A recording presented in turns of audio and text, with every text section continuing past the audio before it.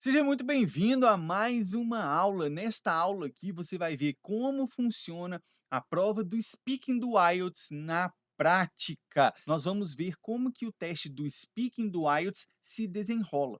O que eu vou tentar fazer, na verdade, aqui, é mostrar a você, trazer para o mundo visual, para que você possa visualizar algo que acontece no dia do IELTS de maneira verbal. Ou seja, no dia do teste do IELTS, o seu examinador vai conversar com você.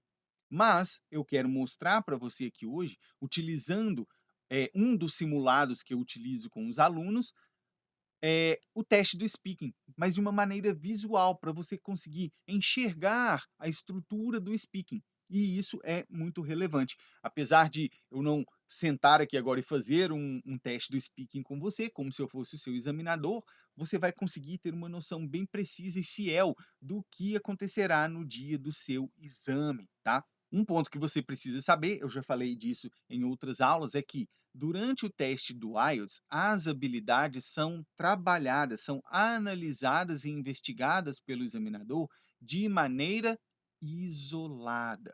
O que eles fazem é isolar cada uma das 4 habilidades, já sabe quais são? Quais são as 4 habilidades do idioma? Listening, reading, writing, speaking, né? O listening, que é a habilidade de entender o que você está ouvindo, reading, que é a habilidade de entender o que você está lendo, writing, que é a sua habilidade de produzir informação na forma escrita, e o speaking, que é a sua habilidade de produzir informação na forma falada. Eles fazem como que um desmembramento de todas as habilidades que, na vida real, estão de certa forma interligadas e conectadas entre si, mas durante o teste do IELTS, o examinador, ele não quer simplesmente avaliar e ver se você sabe inglês. Ah, essa pessoa sabe se comunicar em inglês. Essa pessoa sabe inglês bem. Não é isso. O teste do IELTS é um teste de proficiência. Então, ele tem que analisar a sua capacidade técnica de utilizar uma habilidade, no caso aqui o speaking, para um fim específico. O que é esse fim específico? Já parou para se perguntar? No teste do IELTS, essa finalidade específica é atingir os parâmetros do teste. Isso é o que você deveria ter em mente ao fazer uma preparação de IELTS. É isso que está na sua mente quando você está fazendo a preparação de IELTS? Provavelmente não. E eu falo provavelmente não, porque eu lido com centenas de alunos. Então, tenha isso, traga essa informação para sua mente quando você for pensar em estudar o IELTS. Você tem que se preparar para atingir os parâmetros do teste. Não é um teste de inglês, não é um teste de fluência, é um teste de proficiência. E isso faz toda a diferença, tá? Esse simulado que eu vou utilizar aqui com vocês é um dos simulados que eu de modelo, né, obviamente, que eu utilizo com os alunos, tá? Os alunos do IC, que é o meu programa de treinamento de IELTS, quando eles entram, eles têm lá vários simulados, né, para eles poderem estudar. Eu indico a eles qual é o momento exato de você começar a praticar os simulados. E aí, quando eles vão para o simulado do speaking, é isso aqui que eles veem dentro da plataforma, tá? E o simulado do speaking, assim como o simulado do writing, que é a redação, ele tem correção individualizada, pelo menos aqui no meu programa, tá? Nós temos um número de simulados que é corrigido pela equipe para cada aluno. Então, você tem a oportunidade de enviar as suas respostas e ter alguém corrigindo aquilo para você, tá? Será corrigido individualmente, apontando o que você errou, o que você fez de bom, onde você tem que melhorar, como melhorar, e ainda colocamos uma nota para você conseguir visualizar objetivamente onde você está. Vamos lá, vou colocar na tela aqui para mostrar a você.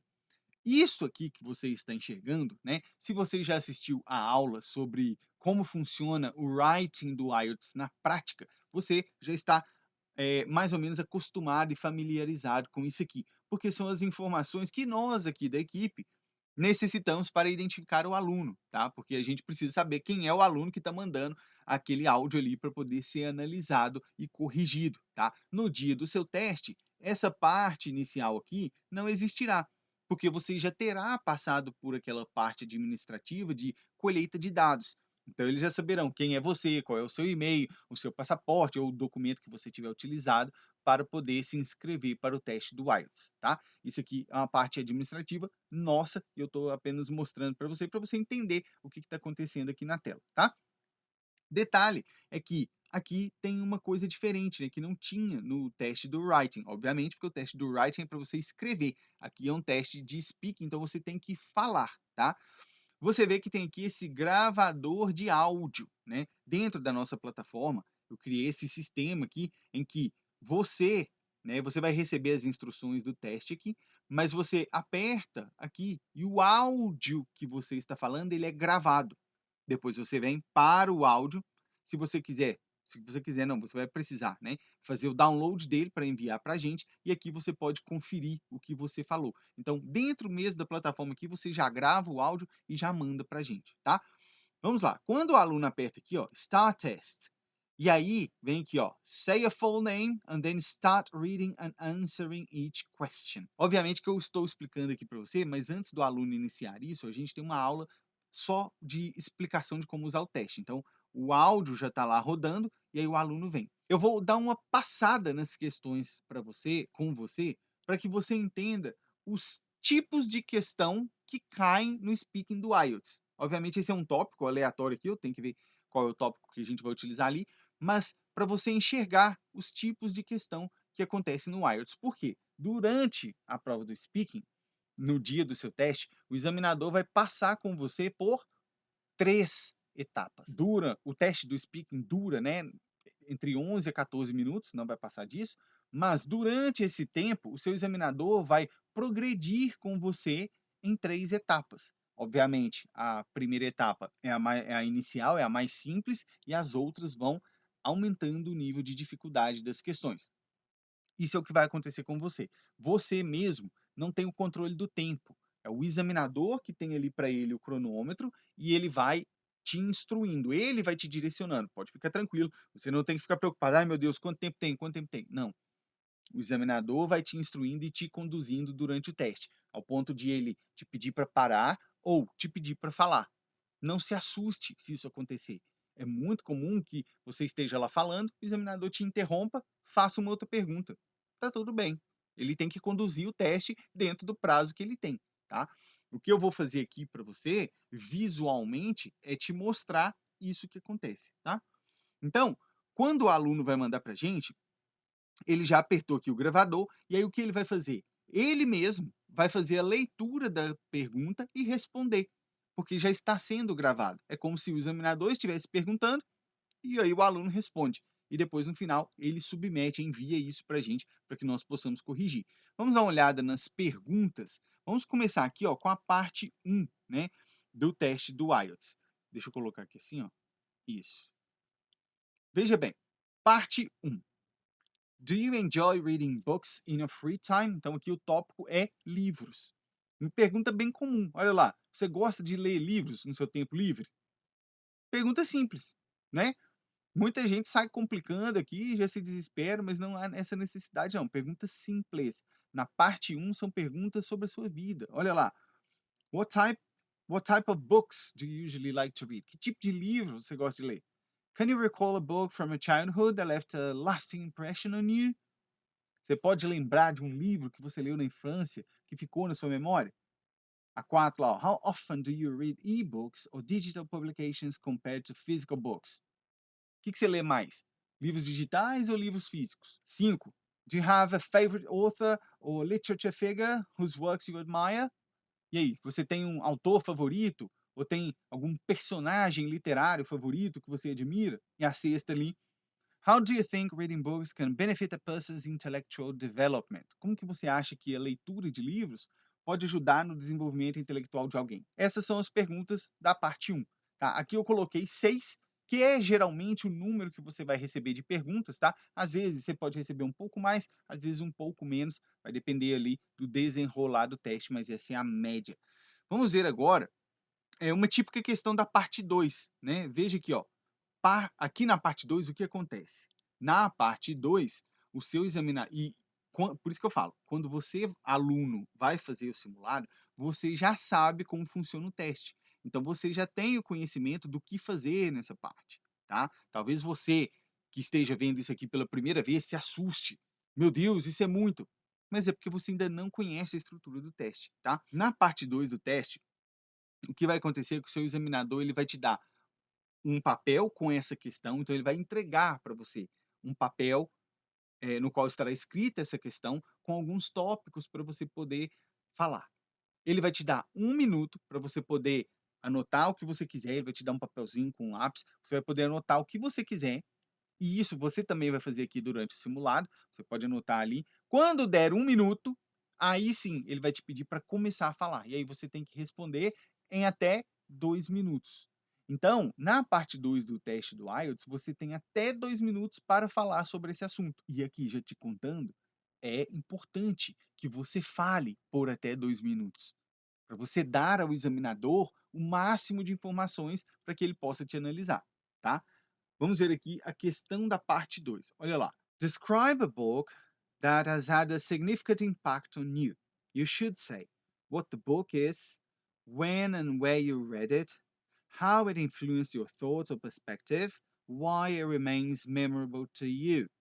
Vamos traduzir isso aqui, né? Descreva um livro que teve ou tem tido um impacto significante para você, ou seja, um livro que você pensa nele até hoje, um livro que você não esquece. Aí vem lá, you should say. Aí lembra os tópicos que eu falei? Olha lá, ó. What the book is, qual que é o livro, when and where you read it, quando e onde que você leu esse livro, how it influenced your thoughts or perspective, como que isso influenciou seus pensamentos, a sua perspectiva de vida, and why it remains memorable to you. E por que que esse livro ainda é memorável para você? Por que que você fica se lembrando desse livro? E aí você vai lá, vai ter 1 minuto para poder pensar, escrever as suas informações sobre isso aqui, e depois você começa a falar por até 2 minutos. Novamente, é muito indicado que você fale por 2 minutos, tá? Para que você entregue ao examinador o máximo de informações possíveis, beleza? Depois a gente tem aqui a parte 3. Agora sim, na parte 3, nós chegamos aqui ao que eu considero que seja ali o ápice do teste, porque aqui sim as questões são mais abstratas, mais complexas, e aqui é a sua hora de demonstrar todo o seu potencial na hora de responder. Vamos dar uma olhada nas questões da parte 3. Olha lá. Primeira, do you believe that books can shape a person's worldview and values? Olha lá, já começou assim, hein?